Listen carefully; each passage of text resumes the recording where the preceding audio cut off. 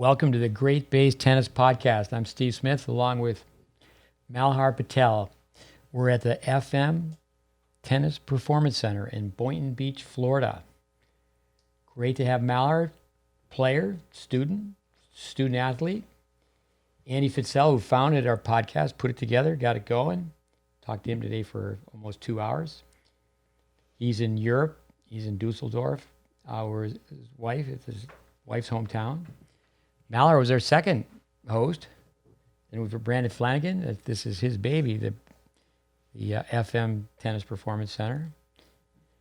And he's downstairs grinding away, late hours working. Carla DeVaro, she's been a co-host, and she's in Belgium with her family right now.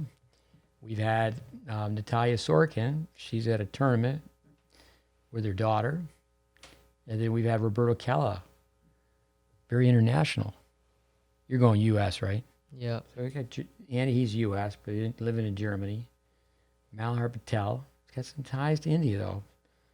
Brandon Flanagan, he's from where the real people are from, upstate New York. Carlin DeVaro, Bolivia. Natalia Sorokin, Russia. Roberto Calla, Peru. Let's do this. I'm going to talk about assessments. I think we go through it fairly quickly. Let's have maybe a mini podcast. What I'd like to have you do, Malhar, if you could just use the tally system, 1, 2, 3, 4, 5. Can you do that? It's high-level math. Yeah, I got it. I'm going to challenge you on your academic skills. Malhar has taken a lot of AP classes. I think that stands for Advanced Placement. Yes, yeah. We could come up with some different acronyms. Another punk. But my late mother, would have loved Malhar. What a great disposition. Every time I give Malhar a hard time, I'm thinking my mother would say, leave that poor boy alone. He's perfect. AP could also stand for average player. Ooh, that wouldn't be good, Malhar. Got a smile out of him. And some people that I've met in years gone by, always partying. AP. That didn't exist. I know people have taken the AP courses just to be with a faster pace, maybe a greater challenge, but didn't take the exam, so then they didn't get the college credit. If you could do this, we did this many years ago, with the tally system, every time I do that, just write down or you just tally one. Okay, that would be another one. So just 3, then You got to be your own best critic. You got to thrive on criticism. To avoid criticism, say nothing, do nothing, be nothing. Should say a few things about India, don't you think, Malhar? Yeah. One of our parents, he said, Steve, we have 1.4 billion people. That's what we actually called one of our students. That was one of his nicknames, 1.4. That was his IQ, was his UTR. And he was also the dumbest person of the 1.4. Just teasing. But the father told me, he said, Steve, we have 1.4 billion people and we don't have any Olympic medals. So I looked it up and he was wrong. I believe it was 26. 26. The BAT program comes to my mind when I think of India. I ask all the young Indian players, and there's so many Indians in the U.S. playing tennis now. I think, what was the name of the young man who won Junior Wimbledon? Samir Banerjee. Yeah, we're going to have more Indian players. I always tease and say the Indian parents are not signing their children up for anything where you have to wear a helmet because they're too intelligent. With Olympic medals.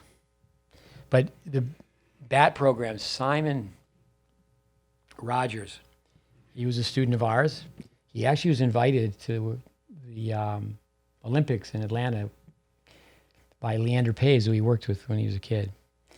And Britannica Armitage Tennis. And Mrs. Armitage has passed away, but her 3 children, 3 boys who played so well. Vijay, Anand, and Ashok. And I have so many stories about Vijay. But anyway, the whole purpose was to try to have Indian families learn how Mrs. Armitage brought up world-class tennis players. And they've certainly had some success. The how would you mark that one? And the Market. mark it down. Mark it down. It's going to be, the numbers are going to be high. I'll come back to a few things on my assistant here, Malhar. What a great guy. I guess I'll start with a Malhar story. How can you give Malhar a hard time? Yeah, I think as a coach, you have to find buttons to push. So Malhar's really improved as a runner. And on dirt, he ran a 5:01 mile. And this is on my mind because we have a couple boys from California to come and visit that are coming here to visit again. We've worked with them for years. And Malhar was running with them. And I think Malhar should have put the pedal to the metal and run his best, try to break his personal best. So he beat these guys, but I think 5:22, 5:23. 5:22. 5:22, and he gets reprimanded. He beat these guys by a considerable margin. But I said, you should have really beat these guys. Warfare is not a good term, that's for sure. Psychological warfare. With, did you get that one? Yeah, I got it. Jeez. No swearing, no swearing. We were asked to talk about assessments, so I have some notes here. Where the journey begins with us. Unless one is a complete beginner, we call it a tennis assessment, technical, tactical, just to walk through it, what we're currently doing. And Malhar, you can help with this as well. I'm going to forget things. We film 7 essential strokes. And now with many players, it's 8 because we have younger players hitting both a two-handed backhand volley and a one-handed backhand volley. A very well-known coach said the USTA, governing body tennis here in the U.S., should be a rule that you cannot hit a two-handed backhand volley. To digress, you have a better chance of hitting a two-handed backhand volley. You have a better chance of hitting a one-handed backhand volley if you initially, as a young kid, learn a two-handed backhand volley. We have that film with Sampras. So we film 3 angles. Courtesy feeds, we ask everybody to hit down the line so they can have the longest possible hitting zone. So that's just the technical filming. We've put players through 2 skills tests. They hit 25 shots at designated targets. So the math is simple. They execute, they make 10. Out of 4, they get a 40%. So we start a written file. We also start a video file. Then a tiebreaker test. And where the tiebreaker test started for me is in the 70s. I worked for All American Sports. We've had some guests. Chuck Creasy started All American Sports. Carlos Goffey, All American Sports. Harry Hopman and Nick Baltery were leaders on the court years ago. And I remember one of the first drills, cross-court forehand, cross-court backhand, down-the-line approach shot, cross-court volley, overhead. And I felt like an auctioneer. But we still, to this day, we use that drill, and we have it set to a score. So if you make all 6 shots, and level 1 on the tiebreaker test is hitting the first 3 shots over the service line. And now it's great with these 10 and under lines. That's level 2. Level 3, we used to call it the Stanford Drill because when Craig Tiley went to Illinois, one of our students, and started with a team that was really at a low level, we would say obscurity, and he took the team to the national title. We call it the Stanford Drill. Because Stanford back in those days wouldn't even play Illinois. You had to hit 1 serve, had to bounce 3 feet up the back fence, and then you would get a turn. And also that level 3 is you crank the ball like a Mr. Hopman or a Robert Lansdorf. We tell parents they should do the tiebreaker test. It's the very first thing we do the first day when someone comes to see us. And I don't think many parents should get involved with how their child's hitting the ball, but feed balls, be proactive, and where do the shots land. We film point play. It's preferably 2 sets, but if someone comes in and they're only here for a short time, we'll even film 10-point tiebreakers. It's nice if you can film someone on clay, film someone on hard court, film someone winning, losing. We have the film so we can chart and do a statistical analysis. We also film running, just front and back and side view. We film people throwing. What we like to do, we used to do this in much greater detail, is we go through the beep test. If you go to Tennis Intelligence Applied, our free course online, it's 25 hours, but you can look up and see the beep test being run. Why don't you define the beep test, Malhar? Tell us what the beep test is. Give people a picture. So it's about 20 meters long. You're going to run from One side of the court or whatever field you're on, and you're gonna hear a beep. Once you hear the beep, you can start running.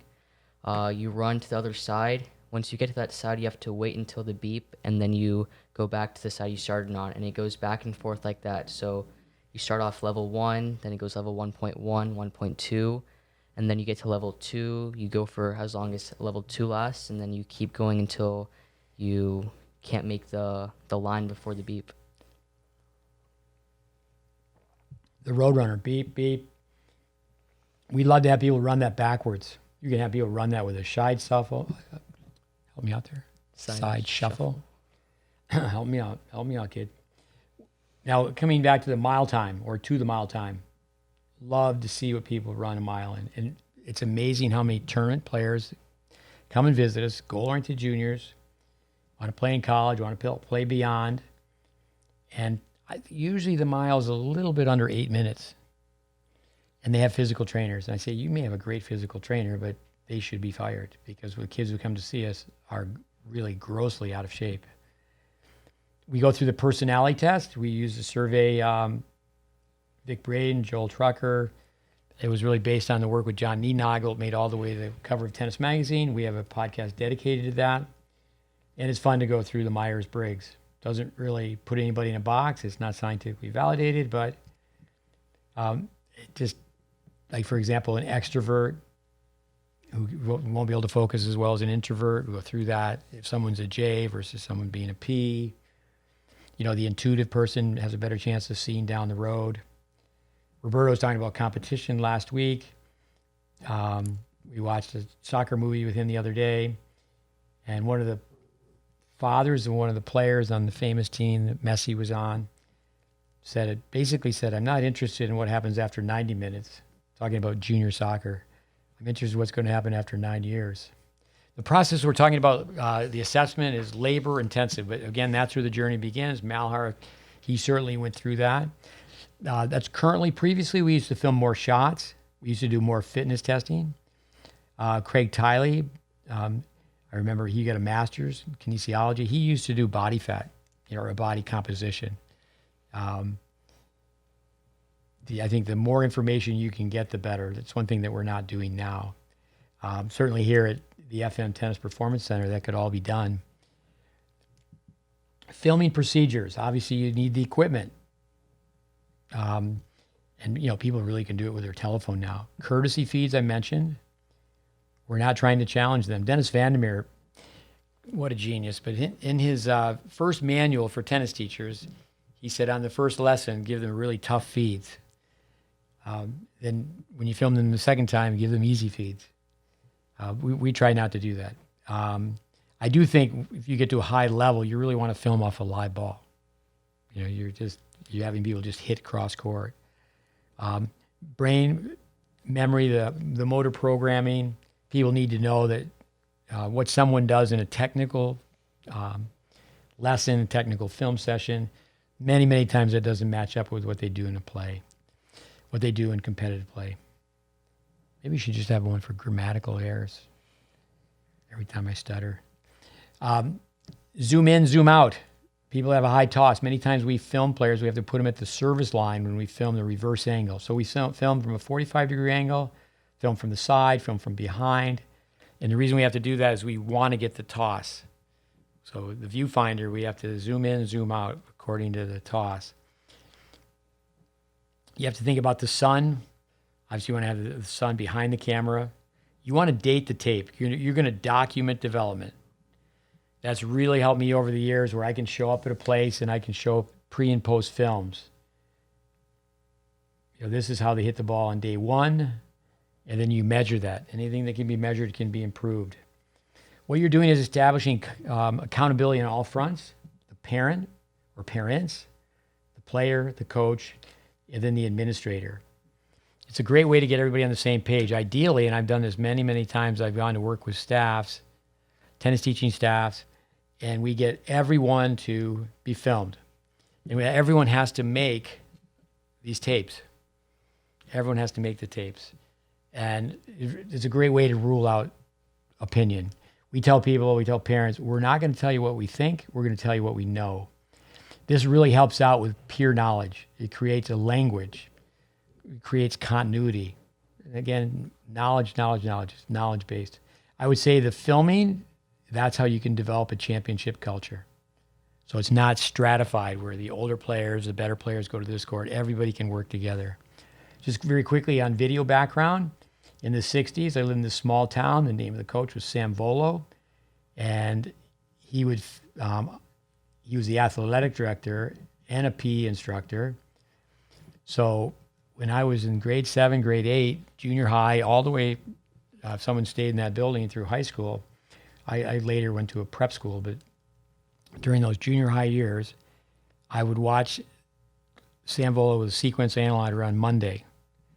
And I would be able to watch during my PE class. That's what you did during the Monday PE class. He was more interested in the football film than the PE class. Then also watch it during my lunch period. Quickly have lunch and then hustle down to the gym and watch them go through it a second time. And then a third time, if you had a high enough grade point average, you could sign out of a study hall and go back and forth. And he won a bunch. And another coach who won a bunch was Vince Lombardi. Jerry Kramer in the 60s, he wrote a book. He was a all-pro guard for the Green Bay Packers. And his first book was called Instant Replay. The late Max McGee, receiver, number 85. Funny guy. And he said about being a Green Bay Packer, he'd come out and they'd win on Sunday. They'd look at the film on Monday. I thought we won that game.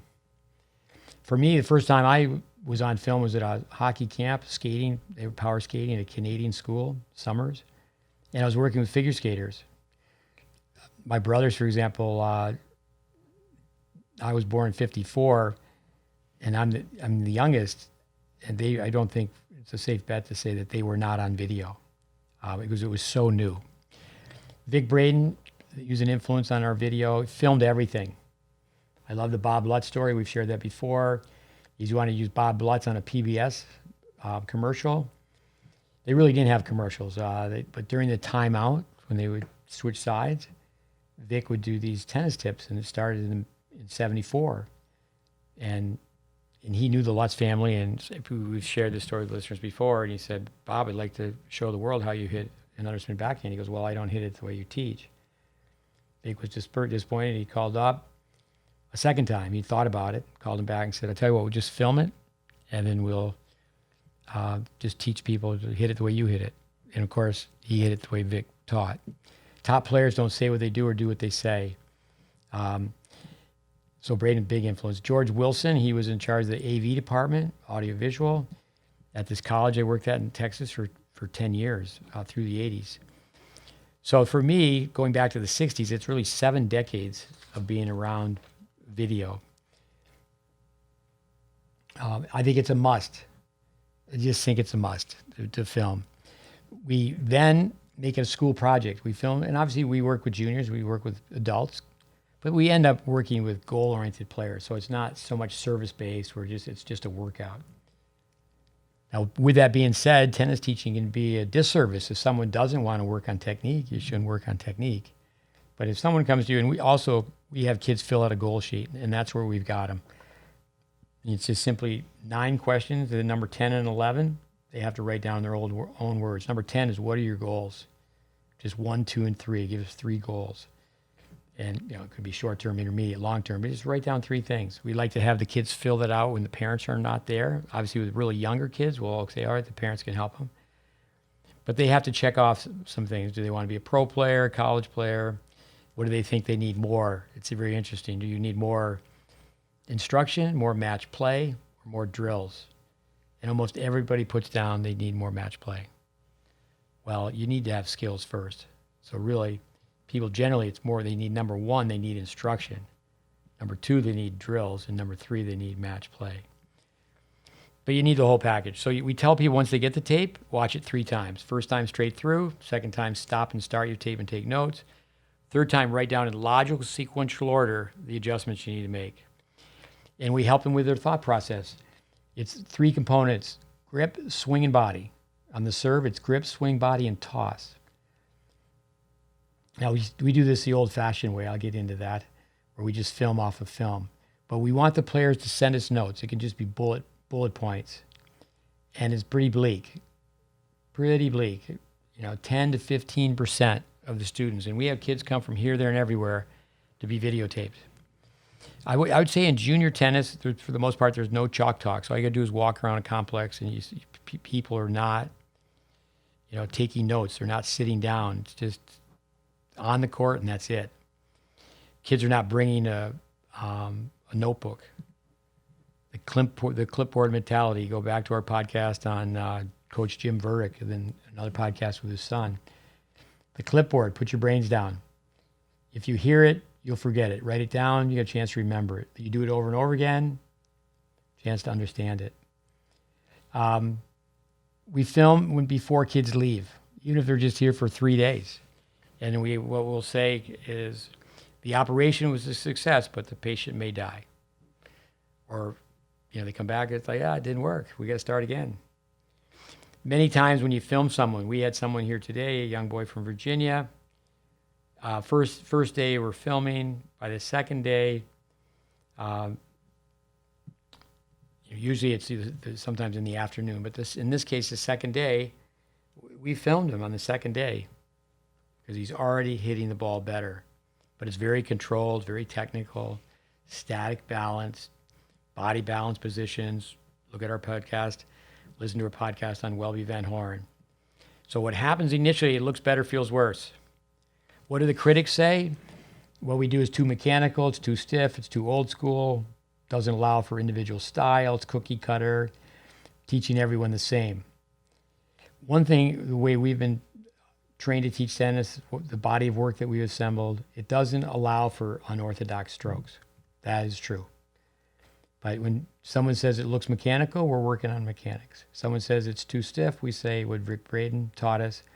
We let our students loosen up after nationals. Too old school, new school, there is no school.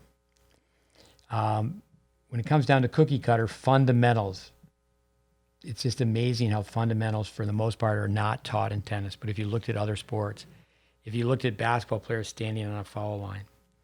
Examples of change.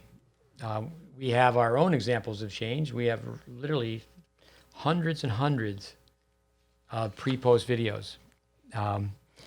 But I think of Bill Tilden. He didn't win until 27. Didn't win a major title until he was 27. Father was mayor of Philadelphia. Didn't have a backhand. It was kind of unusual at the time where he has a coach tossing him balls. Don Budge won the Grand Slam. He changed his grip. He used to have a Western grip. Jack Kramer, he was the best player in America, along with Welby Van Horn, 1 and 2. And they played doubles together. But Kramer's father said to him, now juniors are over, you're going to have to learn a man's game, meaning that he needed to attack, he needed to go forward. So he had to change his game. Borg was injecting his stomach in 76 when he first won Wimbledon. He changed his toss. He lost to Pinatta early. Well, for Borg early. He won the tournament 6 out of 8 times in France. Lost to Pinatta twice. And he was told to get the toss basically out to the right, further in front. And anytime you make a change, you can use a different set of muscles. Wielander, he won the French in 82. We got our fact checker out there. He's going to reprimand us here, I think, on our video or our podcast 101. But by 88, Wielander, he was a baseliner, a great baseliner to win the French as a teenager. But in 88, he won 3 of the 4 Grand Slams. Never won Wimbledon, but he did win the Aussie on grass. But he had a complete game. He added, for example, a one-handed underspin backhand approach shot. Andy Fitzell today told me that he's asking young Henry Squire, who he's coaching, son of David Squire, name players on the tour that play a one-handed underspin backhand approach shot. Pretty hard to do. Silic, even Nicevic said, hey, toss like me. He changed his toss. I've heard Federer say about Silic, talking about his game. He said before he changed his toss or after he changed his toss. Johan Kriek, he came to visit us for 1 day. He read an article that I wrote, came, hung out for a day, and I should have asked him. But I was told, so this may be myth, but I was told that he just got so frustrated with having a continental forehand right in the middle of a match, middle of a tournament, Australian Open. He went from continental to an Eastern. Great story. You could read his book, Paul McNamee. He totally changed his game. Grips, swings. It's very interesting to read. Nadal's all about change. Nadal, you hear Macron say he's the best volleyer in the game. You know, he volleys with almost a forehand grip on the backhand side, but he sets it up. He closes in. Djokovic, one time Nadal had lost to Djokovic 7 times in a row. And they said, what's he doing differently? He goes, it's simple. He used to be 3 meters behind the baseline. He's just 1 meter behind the baseline. Federer, 2017, started using tennis analytics. And said, you know, I'd never learned. I really didn't listen to my father. My father said my backhand, I was chicken. You know, he said during that great, you know, where he said he played the best 20 minutes of tennis of his life, which means that was pretty high level, that he was wearing a straitjacket. People should be able to quote these great players. And you've got to force. You know, he would have been much better off to play the one-handed underspin backhand that he has, cross court into Nadal's lefty forehand instead of running around it. And then Djokovic's backhand, what's the guy's name? Brad Gilbert. Well, I love Gilbert. He said about Agassi's backhand's a gift from God. Djokovic, same thing. Great base just means solid fundamentals. Look at Djokovic's backhand. I mean, it's just right there. But then if Federer went listen to his old numbers, you know, he has said that he didn't use tennis analytics until 2017. He was asked in the follow-up question, he said, no, the only time I look at stats is when I'm being interviewed at Wimbledon. During the press conference, they put the stats in front of the players. And the follow-up question, well, your coach must. He said, no, we just kind of go on hunches. This is something that so many kids, it's not just the grip, it's the wrist position, elbow position, these podcasts. Most kids are hitting forehands and the butt of the racket, if they're right-handed, it's almost hitting their right earlobe. But someone like Agassi, Blake, there's just so many people that had to change from a more of an extreme grip, not having the racket face be open. Why don't you tell us about your grip on the forehand, Malhar? You were filmed. What comes to your mind? When I was first filmed, had a Western grip. Had the contact point was way too high. Opened up on my forehand. Backhand volley, I remember. My grip was off as well. But yeah, just with the forehand and the Western grip, I had my grip was on 4 and spinned open and missed a lot of balls wide because of that. It still has to work on it. Remember, it's brain memory. You're programming your brain. It's just like learning to play the piano or learning another language. With change is not easy. Change, you just got to embrace it. And we've heard that through Braden, through us, perhaps. Pain of change, pain of losing. The pain of change is greater because if you make the change, you're going to lose to some people that you beat on a regular basis. Sometimes a change is a Band-Aid. We use that term. Sometimes it's major surgery. With when to change, when not to change. You know, for us, if someone comes to us and they're top 10 in the country, they're going to sign a very, very, it's worth a lot of money, a scholarship with a top 5, Power 5 school. So that the art of working within a player's game versus working with their game. But, you know, juniors in their formative years, most of the time they can't negotiate, they can't compromise. They just need to meet it head on. The light at the end of the tunnel for most kids, it's a train coming right at them. We're asked this all the time. My wise guy answer, how long does it take to change? And I say a little less than the Ice Age. If someone's asking how long it's going to take, that's what they're thinking about. They're not thinking about changing their strokes. 25 years I was on junior college campuses. 1 year I was 10 years I was a department head. 15 years I was running a co-op, meaning that I ran my own school on a college campus, own tennis school.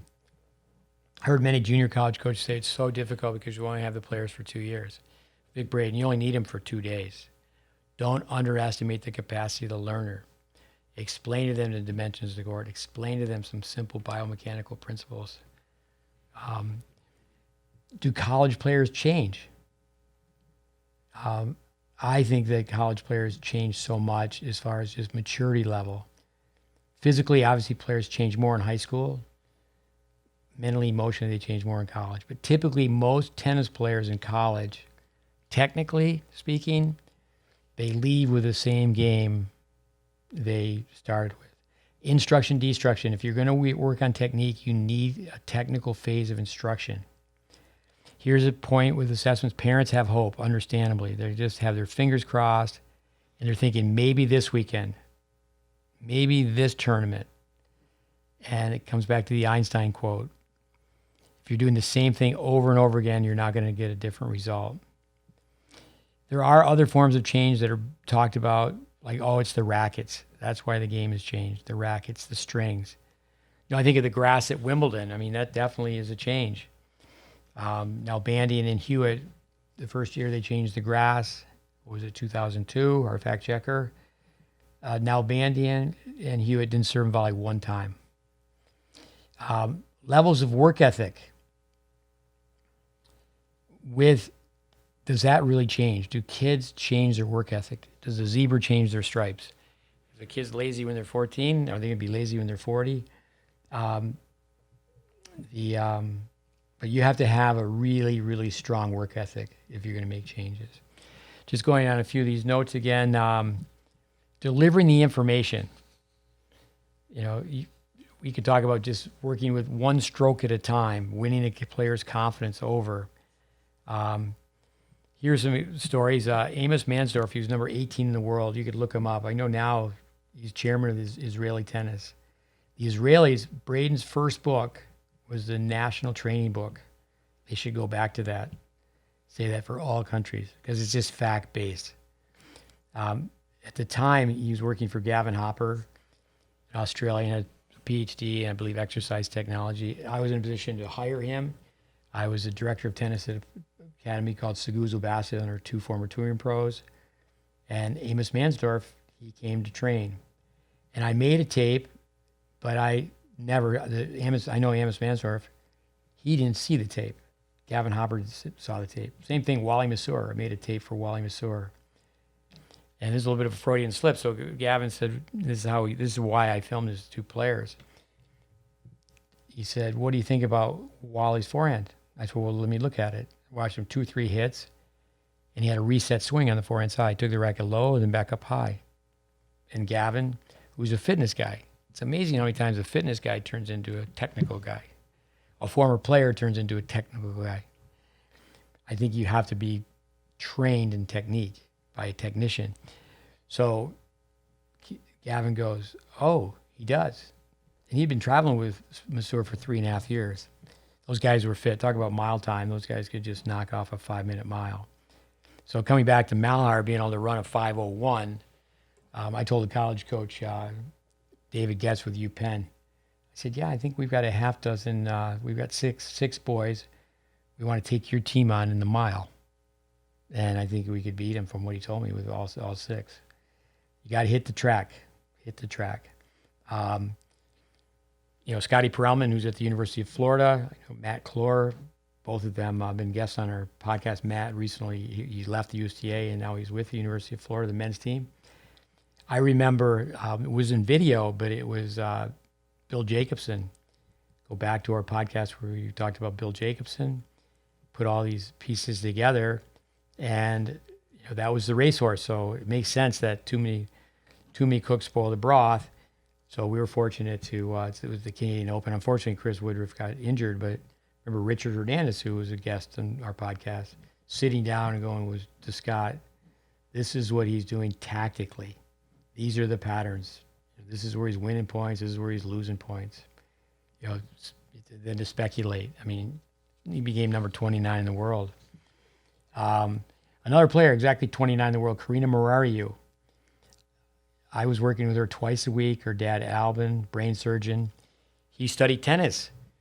There's a clip on our course, Tennis Intelligence Applied. Carina, 29 in the world in singles. She won Wimbledon doubles with Davenport. And I said to the dad, let me film her. And she had an amazing program. She worked with this pro and that pro. remember Colin Dibley, who was a police officer at Laver, said, hey, you should try pro tennis. And he had such a big serve, one time the fastest serve in the world. This was in Boca Raton. She had a lesson with him where he just served for 45 minutes, and then Album said the next 15 minutes you can do whatever you want. But there's a clip online where I finally got him to agree. I said, I'll film her, I'll just show you the film. You don't have to show it to the player. And if she was scheduled to go to Europe, she only played 2 national junior tournaments, Album Marario. It doesn't matter who wins a weekend tournament in Miami. And in a ritual, she held the racket low, but from that video, she tweaked a couple other things, but very, very good player. Well taught, but she had a reset backhand. She took the racket low, high. Document development. One thing about delivering the tape to the parents, now what we do is we send a private YouTube clip. At one time it was a DVD, at one time it was a VHS tape. The nice thing is that you as the coach, the technician, you're not in the room. And there's no dialogue, there's no interruptions. It's just the parents, the players, and hopefully it's both parents. And it's like, okay, watch it. And watch it minimum of 3 times. So then when they come back, and one of the positive things about having a camera on a tripod is say, well, don't be embarrassed by this. Tennis court's your stage. We don't want you to have stage fright. We're going to point this camera at you, and now you tell us. These tapes that we make can be anywhere from 45 minutes to an hour and a half. And, it's not just filming the strokes. We film point play. We film them running. We film the throwing, the skills test. And then what happens when we film the skills test and we film the points, the most important tape is the technical tape, and everything that's on the technical tape will show up in the match play tape. And so with that, do they watch the tape 3 times? Do they send us notes? And then you film them. And can they articulate? By the time, and there's 3 parts to these tapes. The first part we watch, or we show their essential strokes in regular speed with preliminary information. The dimensions of the court and physical laws dictate stroke production, no coach's opinion, any unique theory. The eye sees 24 frames per frame related to a camera. Just basic information to educate the player, parent, the triangle. You have the parent and the player. So when we point the camera at them, we want feedback. So it's not really a matter, okay, I've been teaching tennis for 48 years. That's not really, even though you'll hear experience is the best teacher, it's really case studies. I think the person on the planet who's met the most goal-oriented players is Nick Baltery. And it's interesting, Nick will tell you that he can tell in no time at all how far the players are going to go down the road. But he's not doing it with technique. Are they going to be the first one to practice? Are they going to be the last one to leave? And the questions they ask, and just the level of motivation. So it's not just technique. Technique equals tactics. Roger Federer, if you can't volley, you're not going to the net. You're only as strong as your weakest shot. Okay, Braden. A player does not value volleying position. A player doesn't understand the geometry of the court. A player doesn't trust their volley. They don't trust their overhead. A player doesn't understand, for example, Bill Jacobson's aggressive air margin. You win 2 out of 3, turns to 4 out of 6, 8 out of 12. There's reasons why people don't go to the net. Biggest reason is brain memory. If you don't go to the net, you don't go to the net. Information, ideas, and insights equal instincts. We're talking to a young player today, bright guy, Ivy League student. He's on an Ivy League team currently. And it's like, hey, wake up and smell the coffee. You don't force. You don't force. He just played a young player from Venezuela, and the guy's got 2 extra moves on his forehand. Take time, take space away from that player. It's very interesting to ask players, name the patterns you play. I mean, you played an entire tournament. You didn't serve and volley 1 time. Knowledge is power. Do you know what a green light point is? Jacobson again, with the help of Goffey. You're up 40 love. You're up by 3 points. Hit a body serve and go to the net. Can you imagine if 12-year-olds knew to do that? So name patterns. Does a kid hit a high arcing ground stroke? You think of someone like Nadal. His French Open was just played. Do people see in Casper Ruud, obviously that's his best surface, the Norwegian. Do they see how high they're hitting over the net? What great defense. Coming back to Sampras, they say this over and over again. The guy came to the net 104 times in his last match. He didn't influence tennis because people want to win. People want to win. So identify your game style. Are you a serve volleyer? Are you an all-court player? Are you a defensive baseliner? Are you the one that people love to say they're an offensive baseliner? What that means is they run around their backhand trying to slap a forehand. It's not just technical change. You tell to a kid, hey, we've watched you for maybe it's just a half a day. The longer, the better. But they come in and they don't breathe. And then you tell them 5 years later, you can be telling them the same thing. There's 2 million time clubs, 1 million time. You tell somebody to do it 1 million times, or they simply do it 1 million times. We do this all the time. The kids aren't stupid, but they're so stubborn they are stupid. This is something with Bill Jacobson. When the kid is played, you've got him on film, even if it's just, say, 3 10-point tiebreakers, and you have it on film, before you show him the film, if you could, it's better to do this. Sometimes we film and then we just make the film and send the film because somebody just comes in for 4 hours. But if you could sit down with a player, Jacobson would just ask questions. The old drill where you ask 20 questions. Just ask a kid 20 questions. I'm always asking questions. We had a chance during the pandemic to spend 3 weeks with Mackenzie McDonald. I asked him so many questions. It's just why? Well, I want to know, how do 2 siblings from the same family go to UCLA and play 2 different sports? So again, it's not so much just about technique. If someone doesn't have the ability to change adaptive behavior, change character, you're not going to teach technique at a high level. Okay, why don't people change? On our website, we have a long article on that. It's probably an article that is most read. It's been published in many different countries and magazines. Simple reason people change coaches all the time. We talk about why they don't change their strokes, but why do they change coaches? They want to have somebody, they want to pay somebody to tell them what they want to hear. That would be worth looking into. That it's on our website, GreatBaseTennis.com. This is what we say all the time. People don't listen to science. They don't listen to logic.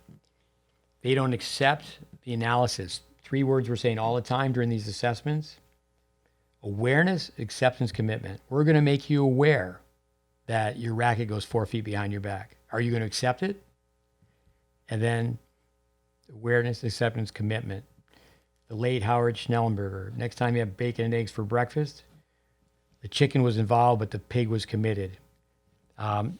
What's really dangerous now is the imagery where kids are just looking at YouTube clips. And they're getting worse.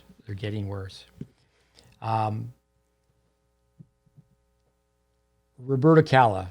Worked with Roberto 15 years. Now he's back. It's great to be working with him again. He's got a great line. He sees someone play, and he says, no information. You just watch by how they hit a ball. That doesn't mean that they're not a very good player. Most likely they have major holes in their game that will be a ceiling, and they won't get to the level that they want to. There's so many kids that have played high-level Division I tennis where they played number 6. For years, they were one of the better juniors in this country, the U.S., other countries as well. It's a safe bet. They're not playing doubles, and they're going to start at 6 and end 6. And, at best, they're just the term counter-puncher, counter-attacker. But today, people really are not exposed to change. People make fun of the old school of tennis teaching. We have a ready position, we have a unit turn, we have a backswing, we have contact, we have follow-through, and that's gone away. Static balance. With information, positive, negative, we always say that there is no positive, there is no negative. It's one and the same. It is what it is. A lot of the players, and Roberto will say this, is that they're just street fighters. They're just fighters. They're warriors. And will beats skill. But if will obtains skill, will and skill together will beat will. Another point, as I mentioned, you can work on one stroke at a time, but when you have the chance, film all the strokes. Have all the strokes recorded. Just say it's policy and procedure. Yes, you just want to work on your serve, but we have to film all shots. And because what's going to happen is they're going to find out how much, say they just want to have their serve filmed, they're going to find out how much you know about the serve, and they go, okay, I want to look at my forehand.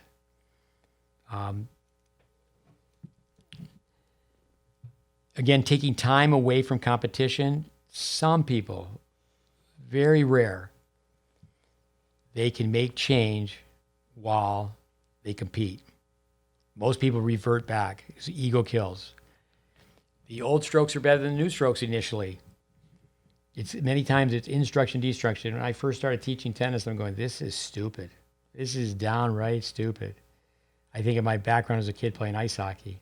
If you can't cross over forwards going both ways, left and right, backwards, left and right, and the coaches are going to put any pucks on the ice if they're a true coach. They go, we need to learn how to skate. But these academies where they drill in the morning, they play matches in the afternoon. That's why so many players go from one academy to the next. They're not getting better. They're not getting better. Here's a Bradenism. When a player starts to think about technique in a match, they're going to finish second in the field of two.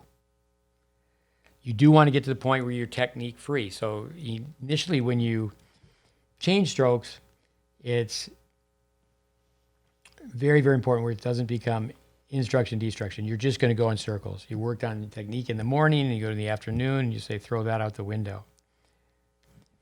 I'll say this again. Players are not in a position to compromise or negotiate. If it makes sense, make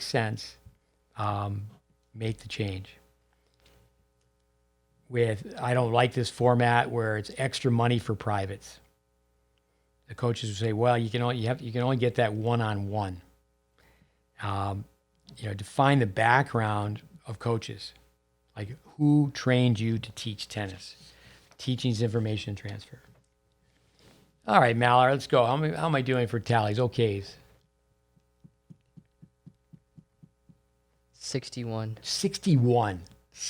Andy Fitzell. Quit saying okay. Actually, I think of Steve Ulrich.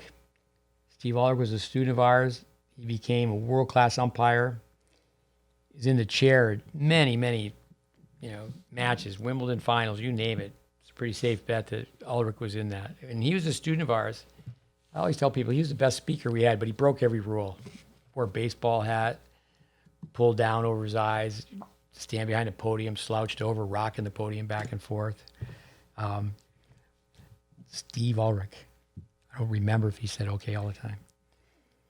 So again, technical analysis followed by technical instruction. That's important. I'm talking to Andy Fitzell today. Do people have application skills? I always tell people, well, I think I could take the lawnmower apart, but I'm not too confident I could put the lawnmower back together. What do I mean by static balance? You're going to stand in one place. Welby Van Horn, you get fired if you teach this way now. The first 3 lessons, you stand on the service line and you don't hit one ball. Arthur Ashe, you could tell one of Welby's students from a mile away. We look forward to talking to Ed Weiss. He's going to be a guest on our podcast. He wrote a book on Welby. Amazing. The USTA in this country, other countries, people should know the Welby Van Horn balance system. It's always a story of circumstance, a situation. When a kid flies in here, communication takes care of all the problems. But a kid flies in and they leave here and they're going to a tournament. Okay, so we always ask people, tell us your tournament schedule.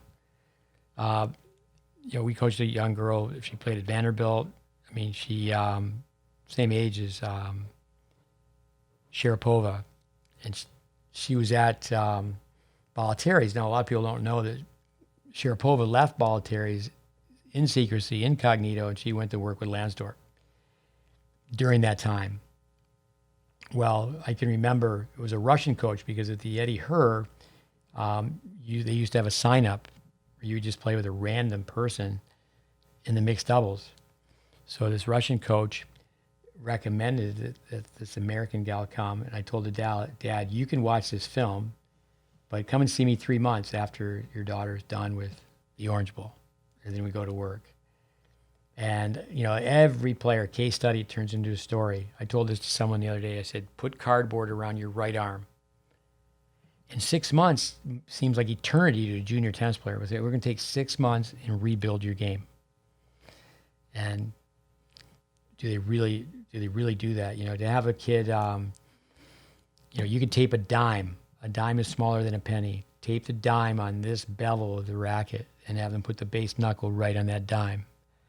And I've had some players do that when they look at their base knuckle, they can tell whether it's heads or tails. Just a little technical input. We had Gideon Ariel on. I think that was a fantastic podcast. Vic Braden helped Gideon Ariel so much and vice versa. I always thought of Vic and Gideon being Star Wars, way over my head. And I know when I talk to people about technique, they think it's paralysis by analysis. They think it's information overload. That's why it's so important. The third part of the assessment on the technical tape is put yourself in front of the camera and say, you're doing this. You don't need to do that. Your elbow's in. Anatomically, when the elbow's in, the racket face is up. Your racket face is open. So what you did over time on the forehand volley, for example, you change the angle of the racket path. What you needed to do is change the angle of the racket face. If you change the angle of the racket face first, then you could change the angle of the racket path. The brain will make the adjustment. If someone has the racket face open, way open on the forehand volley, and they go forward, the ball is going to go way out. Ball comes out of a ball machine, 30 miles per hour. You change the racket face by 1 degree, the ball goes 6 feet further. Most players don't realize they teach by feel. Players who become teachers, they teach by feel, not by fact. They don't realize what is the racket doing at the impact point. Get that down, Malhar. Let's take a break and go through the Indian grading system. I don't know if we've said it on the podcast before. A is for average. Malhar is smart, much smarter than I am. That doesn't say too much on Malhar. But A is for average, B is below average, C, can't have dinner, D, don't come home, and F, find a new family. Okay, exercises on change. This college I worked at through the 80s. At our own classroom, with these big cupboards, we had every brochure that you could request. And that was back before the internet. And it was just amazing how the brochures would not address change straight on. They would sidestep it. We will refine your game. We will add to your game. We will adjust your game. We will tweak your game. We will work within your game. We will build upon your strengths and say, hey, you can't hit it. You just can't hit it. I mean, the umpire is going to say ready, play, and you're not going to be ready.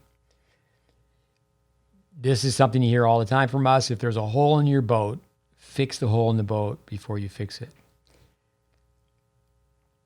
Braden, reverting back. 25 years later, he's a sixth grade teacher. He taught a PE unit, filmed everything. He filmed the sixth graders. 25 years later, he refilms them. And the brain is sophisticated. The brain is powerful. And they had the same flaws. It takes the brain about 10 minutes to program itself. So it's really very difficult. You have to change how people think. And people have to understand, okay, 2 + 2 = 4. This has to make sense. This is an A. A has this shape, A has this sound, we go on to B. So that's where awareness, there has to be acceptance. I want a long hitting zone. And you know what kids will do, they'll get on YouTube and be very defensive. And you can find everything under the sun where people are doing things inefficiently. That's important with these assessments. Efficiency is the economy of motion. Least amount of moving parts, least amount of muscle recruitment. We just had Robin Anderson in here, a very good player. I played at UCLA. We filmed her, and we don't like to really talk about people who are still playing for money. She did win a tournament right after she left here. But with Robin, people revert back. Now, many of the coaches that we work with, we tell the parents all the time, for reasons you have to leave. You have to leave a coach. Maybe a parent is changing jobs. Maybe that coach doesn't have play courts. Maybe that coach doesn't have the right sparring partners. But don't leave that coach technically. Say, hey, we're going to go train in this program, and these are the reasons why. But we want to come back here. We want to come back here and be filmed. Austin Krychek was just in the finals of the French Open. Remember his father hired a private coach, and the private coach didn't want to have Austin's strokes filmed. And someone has to be the boss. So Rob, easygoing guy, on that particular day, he was the boss, and his strokes were filmed. Vicky Duval, she had some setbacks, had cancer. Write that down. And okay, Malhar, you gotta be able to tell me, I gotta stay under 200 on that. Okay. I taught Vicky's brother, Cedric. Their uncle, Rudolph, lived in Tampa. And Cedric was always shadow swinging. Vicky on her own court told her mother, Nadine, I need to use my name in third person. I need to go see Steve Smith and work on my serve. She needed to work on everything. What a gamer. What a gamer. When she was 10 years old, she won the 16 and under Florida sectionals. I remember just meeting her and then coach her, and she, 7 years old, I just knew she had the it thing, no stage fright. And, you got it, Malhar? Yeah. You need to criticize me. Love criticism. But with Vicky, she told me she wanted to play the US Open. I said, well, that's easy. Just train here, win the USTA 18s. And again, she had the it thing. Did lots of wins, but she did it without having great technique. But once someone changes their strokes, they have to always work on it. Always. You have to work on your strokes anyway, but especially if someone is rebuilding their game, we will call them a redo. It's no problem, but we really shouldn't equate it to the AA meetings or the 12 steps. Someone's an alcoholic, they have to get up every day and go, I'm an alcoholic. And say, I have this history of doing this on the backhand, this on the forehand. And it's fascinating when the stress level goes up, the brain goes back to the initial wiring. Marie Smith, she ended up playing at Cal Berkeley. That's a great story. Not that she ended up at Cal Berkeley, and that's obviously a very high level. For some people, that's like, wow, what a great school academically, da-da-da-da-da. Top sprinter. Her mother was a world-class sprinter, died at a young age. Age 8, age 10, Maria Smith had the world's record in the 100 and 10, the 100 and 200. Father ran, he was a University of Houston running back, sprinter, a receiver. You have to start the course and finish the course. So the USTA, we've had this happen with many players. They have the money, they have the wild cards, and Maria Smith's going with the USTA. So I remember calling Ray Ruffles, the old Aussie, great player. Side story on Ray Ruffles. Ray Ruffles is playing Gerolaitis. Gerolaitis top 5 in the world. He thinks, good old Aussie boy, mother's milk. He thinks it rained out for the day. So he's in the pub at Wimbledon drinking beers, and they call him back to the court. He went back and he beat Gerolaitis in 5 sets. So maybe our listeners, parents, don't have your kids start drinking beer. But you got to be loose. So when I called him, he was on his way to leave the USTA and go work for Tennis Australia. But he watched the entire tape. A straight shooter is like, this is just pure information.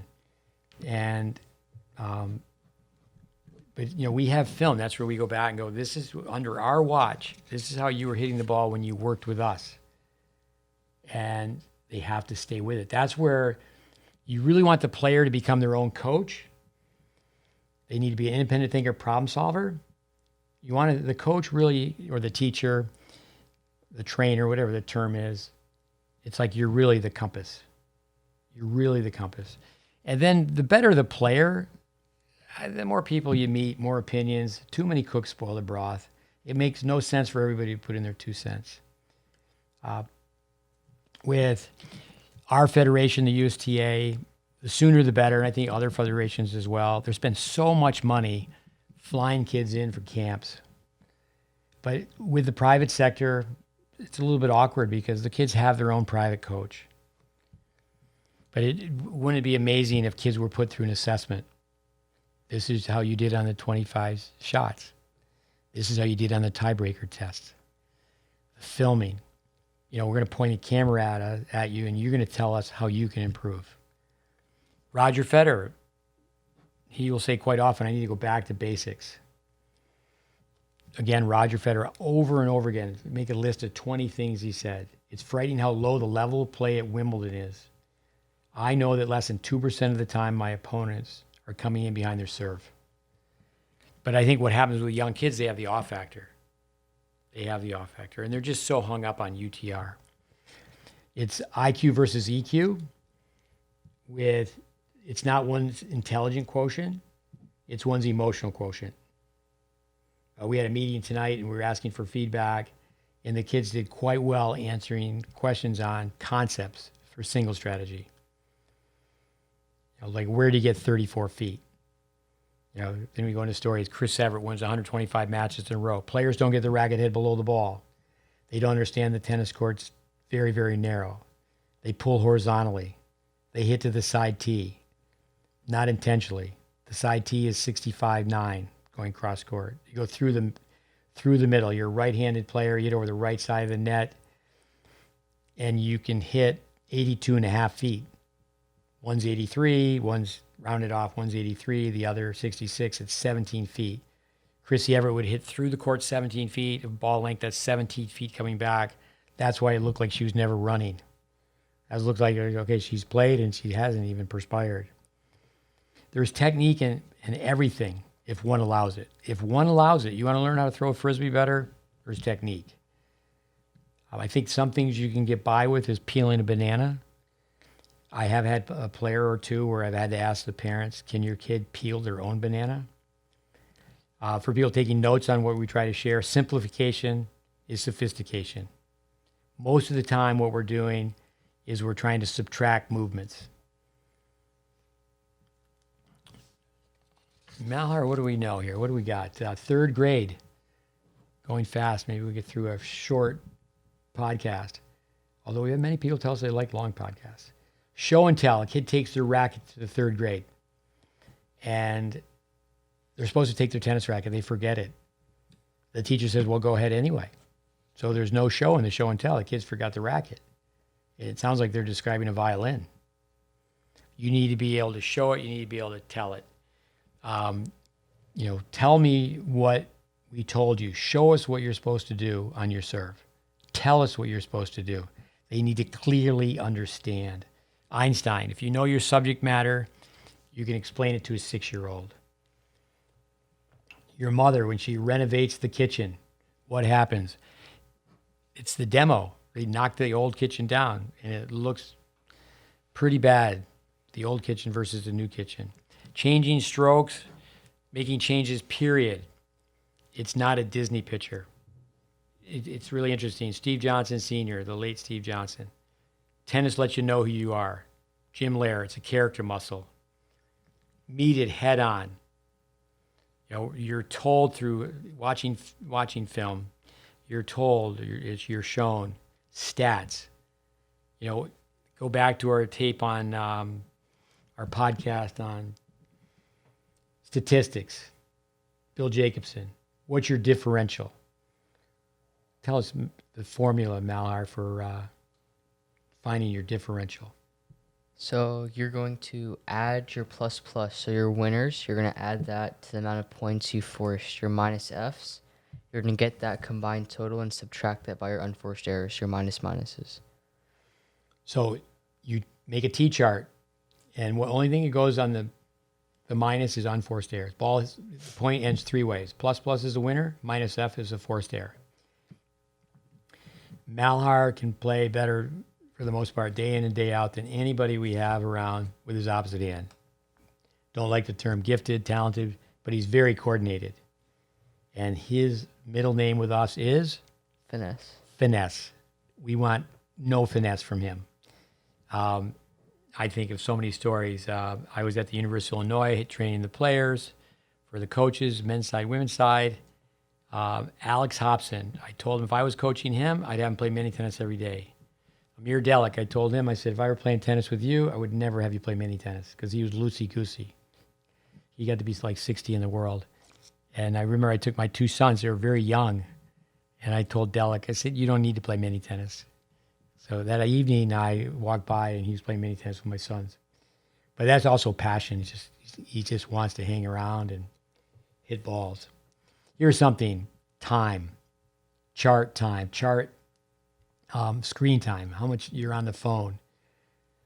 Because people need these 10-minute intervals. Go to the mirror, train twice a day in front of a mirror, repeating over and over again. There's not that many out-of-body experiences, but shadow swinging in front of a mirror, being videotaped. Ask a kid when you meet him, okay, you want to play college tennis? Okay, let's figure out how many days until you go to college. Malhar, tell our listeners about the gap year. So in between your freshman year of high school and 8th grade, in between that year, you can take a gap year. And it's a year off of basically, you still take courses, but it's a year off in the actual school system. And you can use that year-long period to work on your game. And then there's also one that you can take after your senior year of high school. Okay, parents. Don't worry, and have your kid as well, don't worry about what tournaments you can get into. If you got a hole in your game, a hole in your boat, fix the hole in your boat. You can always re-enter the world of competitive tennis. You can always reclimb. When you really find out about it, you don't have really anything to protect. Don't think about protecting your ranking. You're not a pro player. The UTR, at one point in this country, it was USTA rankings. Then it was the tennis recruiting. Are you a blue chip, 5-star, 4-star, 3-star, 2, etc. The UTR, okay, everything from nutrition, flexibility, stamina, everything comes into the UTR. And if you take care of your skills, winning is a byproduct of skills. Don't be afraid to take 10 steps back to take 100 steps forwards. It feels like people are going to say, well, I'm taking 1,000 steps back. And people are just afraid to let go. I think talking to people about change, showing them examples of students. But again, the best players in the world. I mean, Kyrgios, what a serve. Out to the right, way out in front. Imagine if he could volley like a Stefan Edberg. Watch out world. Did you get that one? I got it, yes. You got it. Nice guy, Malhar. Don't remember Mr. Nice Guy. More stories. The Harvard women's tennis team. For several years, I made the videos for all the kids. Coming back to the academic side, work on math year-round. The reason we have summer is kids used to not go to school so they can work in the field and bring in the harvest the crops. But I remember one year making tapes for the Harvard girls, and only one girl didn't have an Asiatic background. The Battle Hymn of the Mother Tiger. Dave Fish, who was a guest on our podcast, he told me and he was the one who really said, Steve, put all this together in a course, and that's Tennis Intelligence Applied, which needs to be redone. Cole Reeves, Tennis Intelligence 2.0. But I remember Dave Fish saying, there's going to be some mom, and I used to say the best coaches in the world were Jewish moms. By no means is that an anti-Semitic comment. It's just a little bit of fun. There's a Jewish mom telling their son, you will be a doctor, a lawyer, or an accountant, maybe an engineer, or you will die. you are going to be successful. And I think if you read the book, Battle Him and the Mother Tiger, they just took it up a level. With that, the Dave Fish was saying, and when I meet a mom from China, I go, well, with you, is it violin or piano? Tell us about your piano level. On the UTR level, what's your piano? I'd say I'm innate. Innate. And that young boy from Orlando, we spent a lot of time with, Aiden. What's his level? He's 9 years old. You're 16. 16, yeah. So what's his UTR piano level? So he's a 9.5. He's a 9.5. I love it. And simply coming back to it, he's had more reps, and he plays more. I would think Malhar is one of those kids that you have to drag to the piano bench. I have no skills, except for when I was in the 6th grade, I could palm a basketball. Great story. I was pounding basketball, and the PE teacher was a basketball player, didn't like hockey players. He said, Smith, put that basketball down. So I put it down, and this is a scar, internal scar. I tell the story often. He said, pick the basketball up, and I picked it up. And I picked it up with both hands. He said, get over here. So I picked it up with one hand like he wanted me to. And he looked at me and said, that's the only ounce of athletic ability you have. But I have 3 older brothers that took piano lessons. I used to tease my mother. I never took a piano lesson. By the time it was my turn, she was just burned out on taking 3 guys who didn't want to be there. So I said I would have been the best piano player in the world. Really, with the assessment, you're trying to teach tennis math. Look at baseball in this country. I mean, people that was number one. Now I'd say football is number one. But stats are so much part of those 2 sports. It's a little bit better. I mean, Bill Jacobson in '82 with his CompuTennis machine made the biggest impact with helping television, we helped him. We worked for him for pro tournaments, and so he helped the commentators. Bill Jacobson with his specifically designed laptop computer sold less than 200. And then when you got to the point where it was a paper chart and you go home and feed it into your PC, I think it was 1,100. 1,100. You don't see people sitting courtside with a pencil and paper. People right now are talking about the NBA finals. That's going on at the moment. And just think about college basketball. Maybe you have 6 coaches watching 1 court. Now in tennis, you have 6 courts. Now, some of the top programs now, they'll have 3. They'll have a head coach, assistant coach, and volunteer. But it's much easier to give stats out when there's just 1 court. But you have to find a way. Filming players.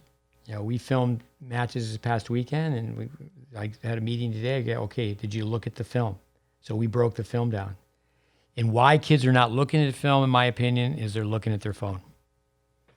So we have these poles, we have GoPro cameras, and they should all have their own hard drive. And they say, okay, I want to chart this. And their schoolwork comes first, but the power of video is just chart 20 points. We tell people, put a clipboard, and from Jacobson's CompuTennis, we designed a T-chart. And it's very simple because we want kids to be able to chart kids. Put a clipboard by the TV, and when you sit down and watch pro tennis, just chart 20 points. Just take 1 player, chart 10 serves, 10 returns. 10 points with serving, 10 points with returning. Become a student of the game. Go back to our podcast on Jim Verdick, and that's how dedicated he was, passionate. He used to chart. You remember watching U.S. Open matches with him, televised matches during the summer, and he's charting the matches. Stroke production is not abstract. It's concrete. Make it solid. Reduce the guesswork. Go with facts, not opinions. Repeat myself. It's not what we think. It's what we know. Do we know everything? No, but we know the way the strings have to be facing at the impact point. On our course, Tennis Intelligence Applied, Austin Krychek Age 8, age 18, we have his backhand. One thing that's really helped Austin, I think he's almost top 20 now.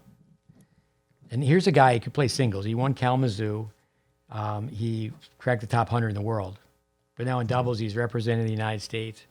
I think he played so well in the French Open. Hopefully, Rajiv Ram, getting a little bit older, but he's number one. I believe Krychek's number two. But you have Jack Sock in the woodwork, who's won Wimbledon titles. But with that, Philip Farmer is helping Austin out. And he's a very upbeat guy, motivational speaker, has his own tennis background. I believe he played at Oklahoma. I see him every once in a blue moon. We're talking about you've been in tennis for decades, and you see this guy and go, hey, do you remember the consolation finals in the 14s? This comes back to tell a story all the time. Timmy Hurst, who played at SMU, hit the ball really well, but he didn't really like the force. And Timmy's father, George, brilliant guy. So Timmy won the back draw, but Philip Farmer was all over the net, dictating the point. He was missing volleys, missing overheads. To us, with our podcast, you'll hear this. Who's the best player? The player in the 12s. Who's the best player? The person who misses the most overheads. Kids will play years of tennis, amazing, years of tennis in a tournament. They'll never go to the net. It's a crisis. But it's very difficult to try to explain to someone, well, you won, but you lost. You won on the scoreboard, but developmentally, you lost. Telling someone today, again, when you were younger, you didn't develop the instincts. It's not too late. Getting the second opinion. I tell people, here's the tape. I said, it's your tape. We won't give the tape to anyone without your permission. Made a tape for a player. It was actually Ryler DeHart's cousin. And, lived in Vero Beach. And I said, yeah, take it to a pro. And he took it to Marty Fish's father, Tom Fish. Tom Fish called me up, and it was flattering. He said, there's not one thing I disagree with on that tape. Not one thing. Going back to Ray Ruffles. Ray Ruffles was just, it was great. He just go, wow. And I go, yeah, Ray, this is what needs to happen. And the individual always comes out. There will always be individuality. When people are saying, well, they teach everyone the same. Granted, you can work within someone's game, but you cannot violate physical laws. Here's another example. A gentleman is a Hall of Famer. He's passed away. Won't mention his name. So he's at a resort. He's giving this kid lessons for a lot of money per hour. This is in the 90s. The kid's father was a civil engineer.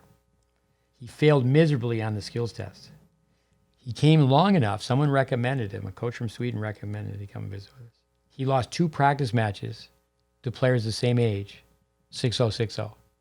Now we could say, well, you came down from Colorado, it was high altitude.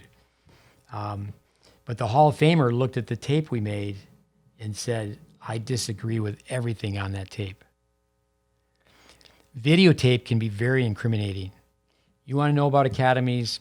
I have my opinions per se. I certainly have the position where, well, you were at this academy for 4 years, you're at this academy for 5 years, and then I roll some film. And then it's not just the film, we match it up where they fail the skills test, we film the point play, and they're drastically in the negative differential. And, I always say I'm going to start selling insurance to parents so they can sue tennis pros, but tennis pros don't have any money. For the most part. Smile, Malhar. The processing can become incriminating, where the person, if they're responsible, if they've been working with a kid for 5 years, 4 years, 3 years, and they have a palm-up serve. But the consumer is not educated. The parent writing the check, they're blindly writing the check.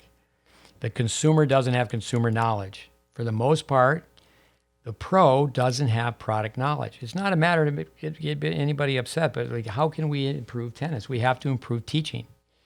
If kids got a better start, they would stay with the sport. They wouldn't go to something else.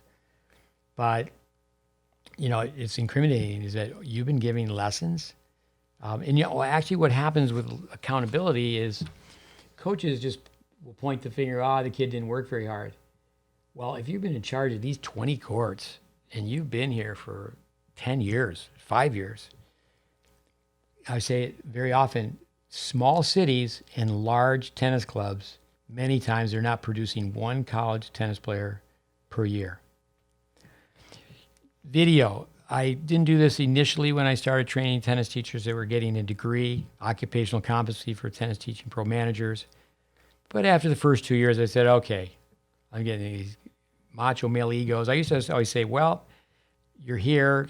It's orientation for the fall semester. The U.S. Open's being played, so you can't be that good or you'd be at the U.S. Open. But, you have some people, they were big fish in a small pond. They played some high school tennis. And, did you get that one? And we would have the student, this is the first or second day besides filming their strokes. We're training them to teach tennis. When we train coaches, we film their strokes. They don't have to be playing, but they have to be able to hit a forehand, backhand. We just toss the ball, do them underhand, but we want to film them because that's where the journey begins. We don't say it to be rude, but when you meet someone and they don't play so well, or say for example, they were top 200 in the world. So, okay, we'll tell you why you didn't get any higher. And there's certainly many factors, but we would have one of these basic shots pulled out of the hat. So Malhar comes in the room. Nice guy, Malhar, lovely disposition. My mother would love the guy. And he pulls out forehand, ground stroke. One-handed backhand slice. He stands up on a stage, and it's just, one student assistant running it, low key, no one's in the room, and we film what they know. For example, on the serve, we would get down together, up together, scratch your back, forehand. Now you got a lag, snap, turn the doorknob, got to come over the ball. Just crazy, crazy stuff. So you can document development in many, many ways, many, many ways. For us, it's not sentimental, it's not educational. The number one reason that we film players is no one's going to come back and go, you ruined our game. I went over there and I got worse. And actually, Jeff Lewis put this together. It was really a fun experience for me because I had done so many things with Vic, which I look back was something my brother told me. I didn't have a speaking part. I was just there listening. Sure enough, when we broke into groups or whatever, I did this and I did that. But Jeff Lewis organized it a couple times where Vic and I ran some workshops together. And then that's where Vic saw our delivery. We're going to skill test. And, that's where Vic, such a great guy. Vic would go in the back room and go, that kid's game, what game? He's got no game. And what I would do is I would just meet the parents and the kid. I go, sorry, but you don't have a game. You love tennis, but it's like Roger Federer, Swiss cheese and American cheese. I think Andy Roddick has a sense of humor where he'd appreciate this. Is Roger Federer's game is like American cheese. No holes in it. Andy Roddick's game, number one in the world. Best American for a decade. But if you listen to Roddick. He's the one who says, Roger Federer's an artist, he's a technician. I just hit the crap out of the ball. He's being inducted into Hall of Fame, and he goes, I'd feel comfortable that Jim Courier's behind me because we both had crappy backhands. Matt Gobble, bright guy, PhD. He works at WashU. I'm going to guess poli-sci. Perhaps leading this department, that department. He's been there a long time. Great guy, smart guy. He's like you, Malhar. He's much smarter than I am. So he was on a staff. Maybe there was 20, 25 coaches. Maybe it was 15 full-time and 10 part-time, but a bunch of coaches. And I made videos of every coach. I put the coaches through the same process we're going to put the students through. I look forward to working with Jeremy Wurtzman. Matt Gobble was working with Jeremy Wurtzman. Jeremy was number 3 in the East. He was the best. Matt was the best player on the staff. But this just worked out because of his intellect. I made a film of him, a technical tape, and he came to the coaches meeting, and I threw the VHS tape to Gobble, and I said, Gobble, you will find out why he didn't play very well. He's the best player on the staff. But awareness, acceptance, commitment, he was, the IQ, he just got it. I think of this girl, a huge girl, spent a lot of time with the USDA, very big girl. It's not very fair, I guess, with Mary Carrillo, Big Mama, but Alexa Glatch, Mary Carrillo's term, not mine, Big Mama. And she was brought to me by a coach. And this is what you can do with really high-level players, is just bring a film of your own match. So she brings a match and she's playing Serena. Still playing Serena. But we did the same thing, film. And you take someone who's playing world-class tennis and you put them through the tiebreaker test. But, when we film the tiebreaker test, that's an important point, is we film it the first time with no cones. We film it the second time with cones. And then when we show it to a player, say, this is how you should see the court. These are your percentage posts. This is the center mark. These are we call it the treasure. So go back on that slowly. Percentage post, 3.5 feet in from the sideline, 3.5 feet in from the baseline. Baseline's 27 feet. So you got 20 feet up the middle. Now, in one sense, we tell people the tennis court's very small. It's 19.1 degrees wide, pointing down the line, pointing cross court. Billie Jean King was asked by this by Vic Braden. If you put a target 5 feet in front of the center mark on the baseline, and you could hit the ball there every time, how would you do? She thought about it for a second or two and said, you'd never lose. You'd never lose. When you come to the net, we draw an X in the service box, and we put a cone right in the center of the X. When a person comes to the net, they have so much anxiety. It's amazing. Roberto Cal was talking to some kids about that today. Just anxiety. It's just a game, a yellow ball, white lines. Do the best you can. You're going to win. You're not going to lose all the time. You're not going to win all the time. But when you come up, when you're angling the volley, you hit on the inside. In fact, of all 5 cones, you hit on the inside. Basically, when we go through the tiebreaker test, it's that single strategy. Bjorn Borg for $100,000 a week. Vic Braden, just quoting Borg. I go down the middle, sometimes cross court. Nothing fancy. Here's an important point when you think about assessments. Lee Trevino, the famous golfer.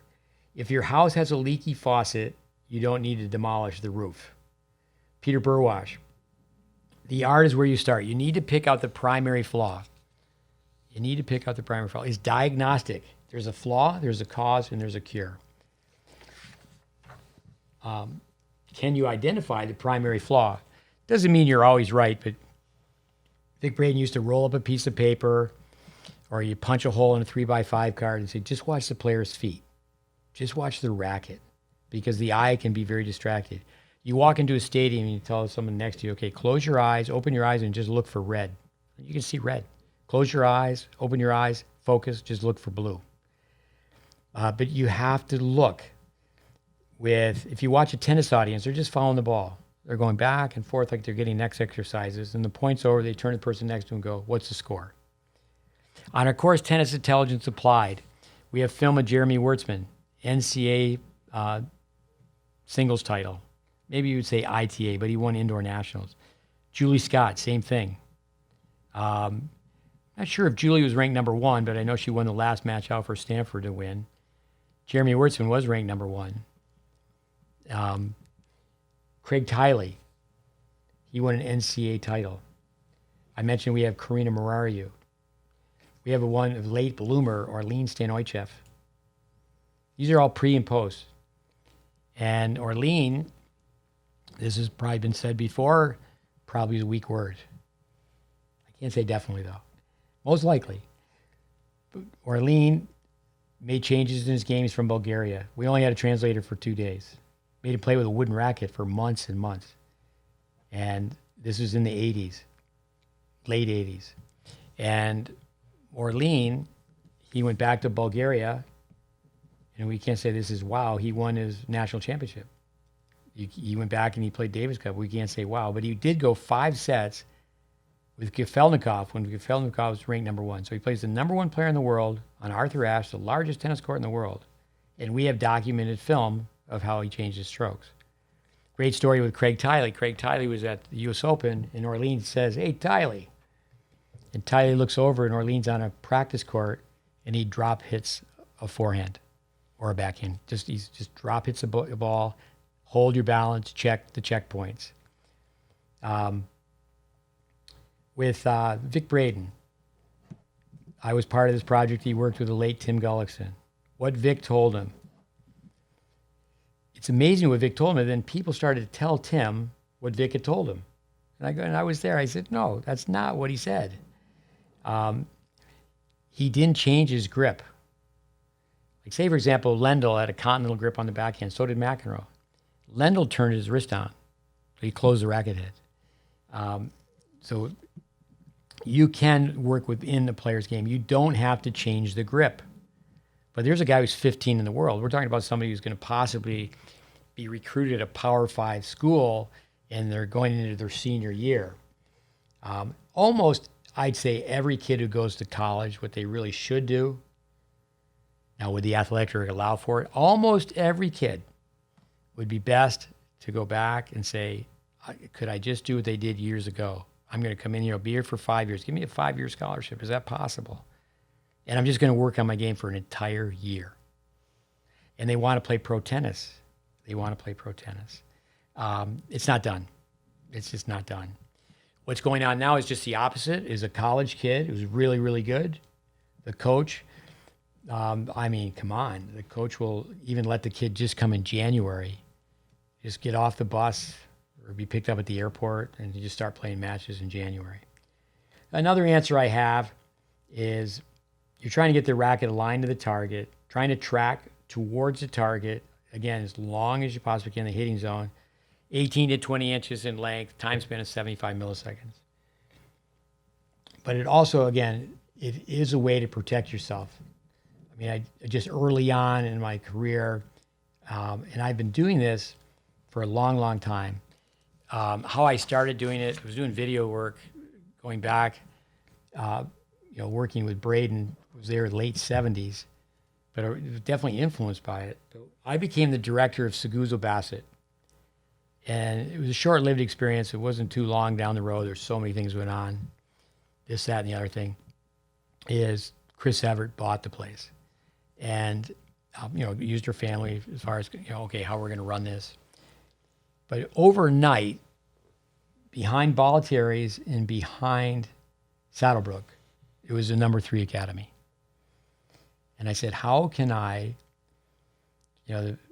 Vic Braden, if people can afford tennis lessons, this socioeconomic functioning levels, they're either highly intelligent or they inherit it. If people can afford tennis lessons. Vic would always say it. It's not to beat up the tennis pros. Could they afford their own lessons? So it was a matter of making this videotape. So when the parent left, they knew what we were telling them. But what at the time, what made academies really fly, and hats off to Nick. I think there's so many great things about Nick, is he gave kid after kid full scholarship. Plays went bankrupt several times, and then Alan McCormick, the late McCormick. First name is Alan McCormick. He wrote the book "What You Don't Learn at the Harvard School of Business," but McCormick, senior moment that. So he created an environment. Nick got in the Hall of Fame. He created an environment. Braden got in. Great that Vandermeer got in. They got in as educators. But did you get that down? But is that one of them? With making an assessment, it's labor intensive. I to speculate. Stuart Van Horn, Welby's son, was here to visit, and we had a long 3-hour conversation with him. Nick, there's so many great things that came from the Baltery Tennis Academy years ago. Great stories. I mean, Grand Slam champions. It's interesting to speculate. Now, I never worked for Nick, involved in a number of different capacities, but never on his payroll. But because he lived in Puerto Rico for years, and he taught resort players only. I mean, he did when he was in Miami. He followed up. He spent time with Brian Gottfried, so it wasn't new to competitive tennis by any means. So he starts this academy, starts it at the Colony. He has a couple of townhouses, maybe initially just one. But Nick, I said, could you imagine if Nick had, because Nick was quoted in Tennis Magazine, that he said, I never understood the Welby Van Horn classical stuff. And, the term classical, traditional, conventional. Roger Federer, what a great ball striker. You think of Djokovic. Certainly Djokovic is so great. Could he be better from the service line in? Yeah. Could Roger be better on the backhand? Yeah. But people don't really see that. Do they really see technique? Chad Barrett, who was a guest on our podcast, once you see it, you always see it. The FedEx logo, we tell people in coaching workshops, do you see the arrow within the FedEx logo? We even print out the logo on a piece of paper, spread it out, say, okay, take your pen and fill in the arrow. And the point is once you see it, you always see it. Guy has a reset swing. Guy's got an open racket face. Gal's got an open racket face on the backhand side. And then with one flaw, there's going to be a counter flaw, what the weaknesses are going to be. When you start to study strokes, it's not to just improve your own game. We have a boy here now. I said, hey, we're going to make a film. You're here for 3 weeks. The first week, you're not asking one question about your game. It's going to be just the game. We're just working on fundamentals. Because you need to know strokes for 2 reasons. Obviously prevention of injury, your own game, getting better. But you need to know strokes so you can look on the other side of the net and you can formulate a game plan. So anyway, that's a few thoughts on assessment. Someone sent in an email and asked us to talk about situational training. We are working towards number 100, and there's 52 weeks in a year, so 104. We're talking about making some changes to our podcast. We do hope that people are getting some value. So let's do this. 2 things, Malhar, and we'll sign off here. I appreciate you hanging in there for this and taking a support role. Beat me up here. I got to improve. 153 total. Of what? Of everything combined. Everything of combined. The and okays. You had 106 of Ums. I should have been a singer. We used to do this. I was told by Vic to do this. We used to have students wear a knapsack, and they would have a recorder in the knapsack. Now you could do that with a telephone. And what students would do, it was very time consuming. They would they would tape themselves, audio, tape themselves giving a lesson, private lesson, group lesson. And then they'd have to write out, a manuscript, word for word, what they said. And I understand, it's like I met someone who worked for Bella Caroli. Got to spend time with them and say, what was Bella Caroli like? And he said, when he actually trained players, he didn't say anything. He goes, it was like he was training lions. You see the guy with the whip and the stool, and he's, just total control. And to digress, is terrible what happened with women's gymnastics. They're 2 different things. They go out and just coach with intensity.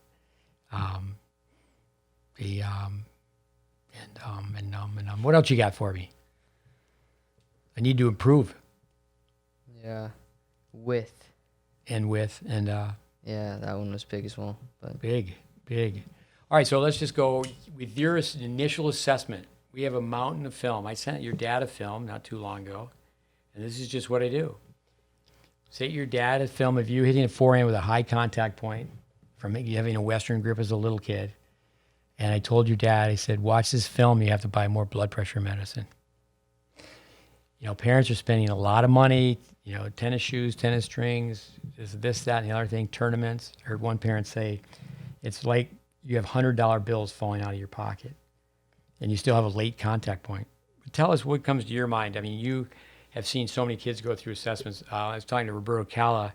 He spent so much time with my son Connor, and Connor would see people come in. You've been around almost for 5 years, right? So you've seen players come in, and by the time they leave, in a lot of ways, it looks like we waved a magic wand. We have it, and he was going to say, yeah, now you got to put the work in. It is not going to be easy to be shown how to do it. You're shadow swinging, you're in front of a mirror, ball's being tossed to you, hit, hole, check the checkpoints. It's not like we're snapping our fingers and say, okay, ready, play. But what are your thoughts? Share with listeners to add to this. Maybe 2, 3 things. Yeah, I mean, once you get your initial film done, the next thing you have to do is just work. I know one thing: information, ideas, and insights equal instincts, and you have to get instincts to do the right things, the right routines, not on the court and off the court. And so once you have all of that, then you put the pieces together and stack good days on each other. Roger Crawford, disabled in all 4 limbs, played Division I college tennis. Talked about Nadal. You heard Nadal say, what's his goal? To have is that my next practice is going to be my best practice. What did you have to change? With Matt Clore, I'll put this out there. I walked by a vending machine today, and on my phone is a message to call Matt Clore, and everybody with me knows Matt. And I said, his number one skill is I saw him 3 times in a row. One of those little games where it's got a claw and you put in $1 and you can win a little stuffed animal. I've never seen anybody win. I mean, when my kids were little, I remember trying that. It's like, nobody wins this thing. But, he's somebody who was taught so well by his dad.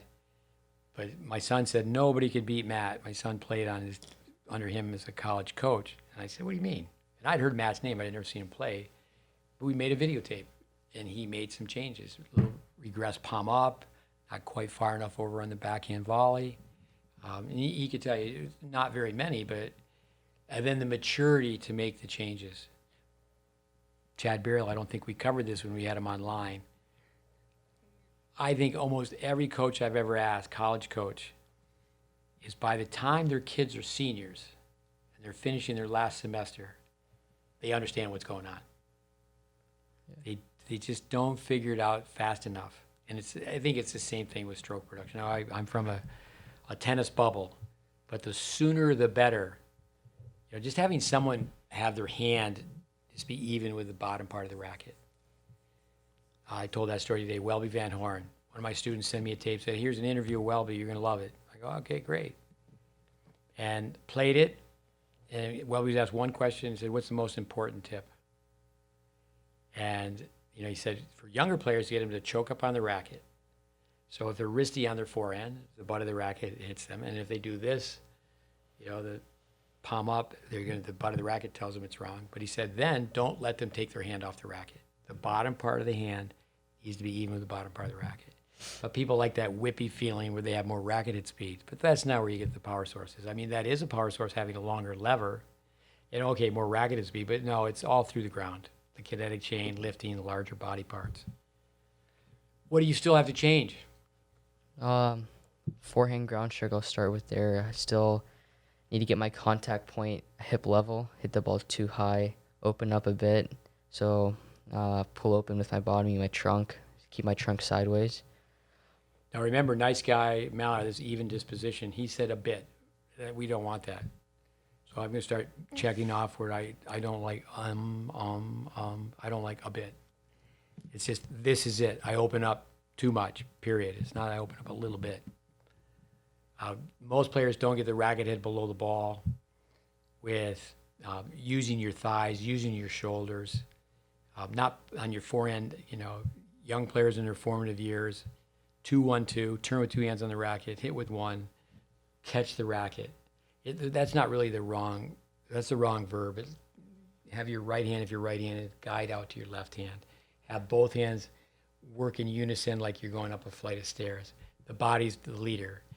The cadaver study, if the arm weighs 12 to 18 pounds and you're throwing a 12 to 18 pound weight this way, it's not going to work. You want your target to go out to the right. That's inside out, technically. People use the term inside, inside, outside, inside. That's related to the target. That's related to tactics, I should say. But inside out means to swing close to away. If you want to hit true topspin, you swing inside out. You don't swing outside in. Yeah.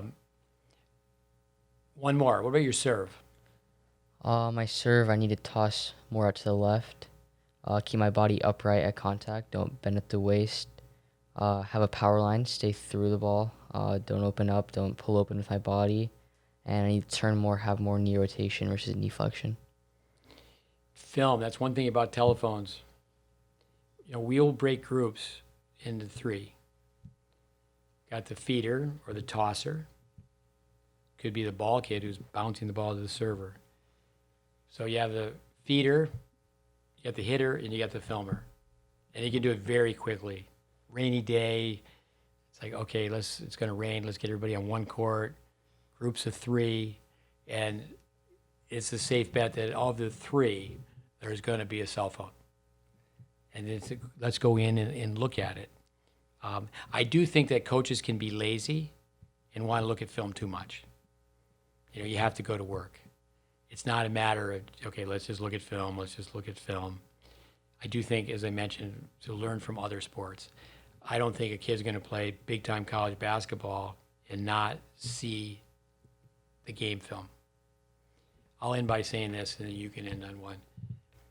In the football, Bum Phillips, he said it with a country accent. The late Bum Phillips about the late Don Shula. Football coaches study film. Phillips was basically saying Shula was the best. He could take his team and beat yours. Then he could take yours and beat his. Shula was the first one who said, hey, we need to rent the top floor of a parking lot, these indoor parking garages. And under the lights, he was having a walk through. The players are out there with no equipment, no ball. And it's the special teams, it's defense, it's offense, it's the 3 units, and they go through every play. And that's what they do at the Super Bowl. Now they use large convention rooms, but they have a walkthrough. They're going to get the night before, they're going to get together for 3 hours and go, or the day before. They're not out there with pads and throwing the ball and this, that, and the other thing, but they're going through the plays. And if people have holes in their game, kid has a huge horizontal swing, it's going to be so tough for him to be, or she, boy or girl, be moving through the approach shot, lifting, having the racket go out to the target. One thought from you on assessments, and we're out of here. Just use your assessments. Make sure that you use those changes, and you build on what's being said in that film. You don't want to digress back down. You want to keep building up. And how much film of VJ Armitage have you watched? A decent amount. I've watched him. Yeah, that guy, one of the best speakers in tennis. VJ Armitage, great storyteller. I think he was 19 years old where he beat Laver. He's being coached by Pancho Gonzalez, and that's a story in itself. Gonzalez left the court, left Wimbledon, left London, and he wouldn't speak to Armitage for the first 3 days. Armitage went all the way to Las Vegas. But Armitage was told what to do by Gonzalez when he's playing Rosewell. He didn't do it. Didn't do it the first 3 times, or he made 3 mistakes, and Gonzalez just left. Anyway, thank you for listening, Malhar. Thank you for helping out. That's what we're trying to do with GreatBase Tennis. Maybe next week we'll call it Solid Fundamentals. Just trying to give out content that will help tennis teaching get better. Thank you very much. Adios, amigos. Thank you.